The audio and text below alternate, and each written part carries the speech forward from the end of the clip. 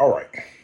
This video is about having nightmares about prison after serving 10 years in the Georgia prison system. Now, again, went to jail when I was 19, came home when I was 29.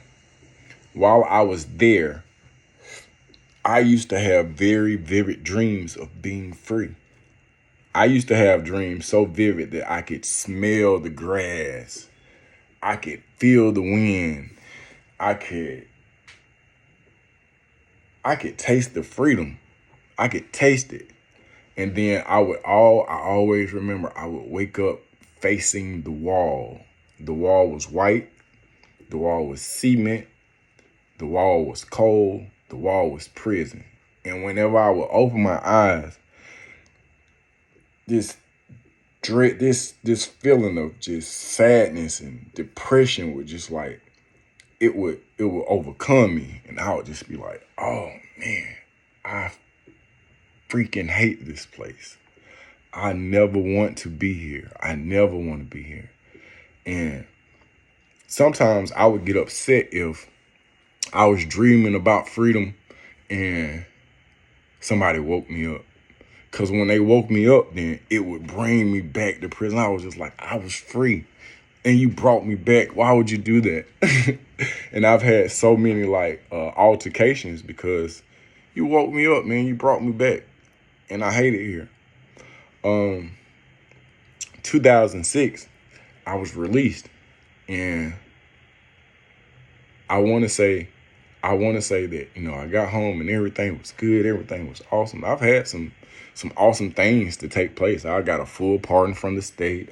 They actually paid me to go back into the prison system to work with people who had done 10, 15, 25 years. They had me on payroll to assist these individuals. And I'm an anger management specialist as we speak. And I'm about to go down to the DeKalb Juvenile Courthouse to work with a participant. The goal is to keep him out of jail and to help him manage his anger. So work is being done. But when I came home, I never tried to rob anybody again. But if I did something like rode without my seatbelt on or anything that was not lawful, it would bother me. And then one day I got the courage to dive a little deeper off into sending myself back to prison. I was doing something that was not legal. And I will never forget this. In my free house, in my free bed, in my free apartment, when I say free, like I'm out here, I'm living, I'm back where I was dreaming. I'm in the place where I was dreaming of. And I was doing something that was a tad bit shady. And I had a dream that I was back in prison. I had a dream I was back in prison, and it made me sick to my stomach, or I couldn't eat. I was just like, oh, this was worse than the police hopping behind me. It was like I felt persecuted and prosecuted. And then one day, it got even deeper. I went to my mom's church, and I can't think of, I want to say apostle.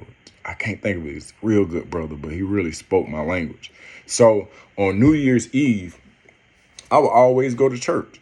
After I got cool with freedom, I would go to church and go to the club. But I would always go to church on New Year's Eve because I wanted to be in the place of worship when the clock wound down. So I was in church, and Apostle and his wife was walking around talking to people, and I cannot think of her name, but she came to me and she said, if you don't stop doing what you're doing, the 10 years that you have done is going to seem like a walk in the park. If you don't stop doing what you're doing, you're going to have more time than you've ever had in your life.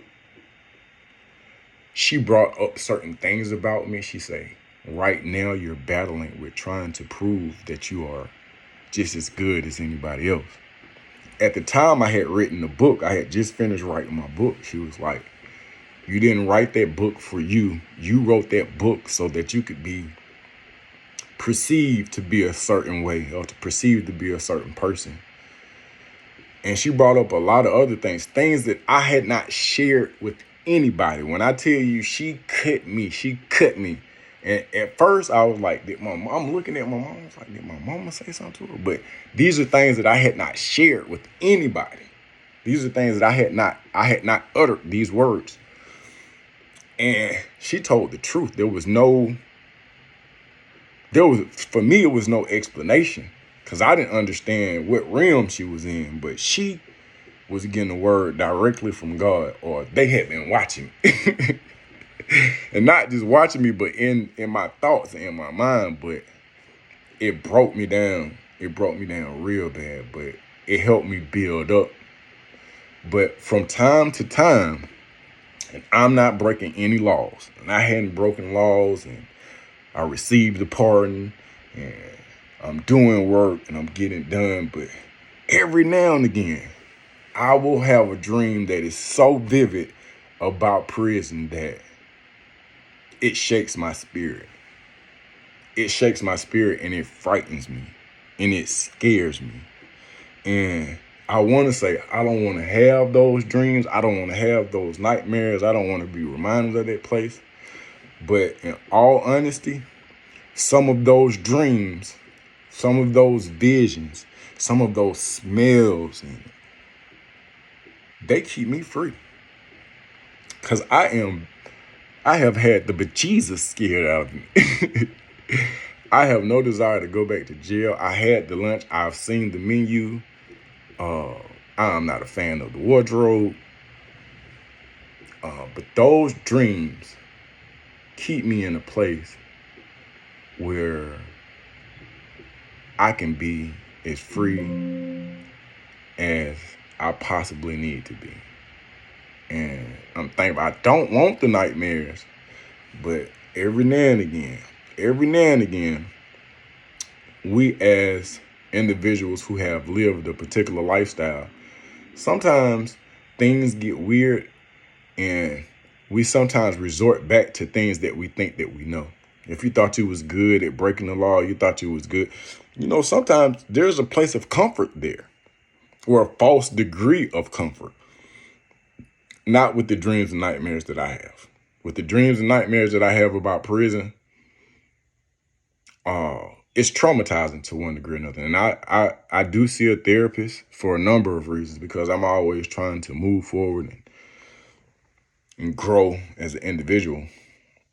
But those dreams and those nightmares, man, are very vivid. And it's crazy how I could be not even entertaining it. I could look at a movie that has something to do with breaking the law, and I'll dream that I'm in the position to break the law. And in the dream, I'll break the law. And it doesn't matter what law I break in my dream. I always end up getting caught, and I always end up going back to jail, and it's always for a long time, man. So I'm regretful of the nightmares and the trauma, but I'm thankful, because somewhere in there, I'm almost like, God is just, hey, keeping you on point and keeping you in place. That's the video for today. Y'all, look, my best advice is this. You want to avoid nightmares about prison? Try not breaking the law. Peace.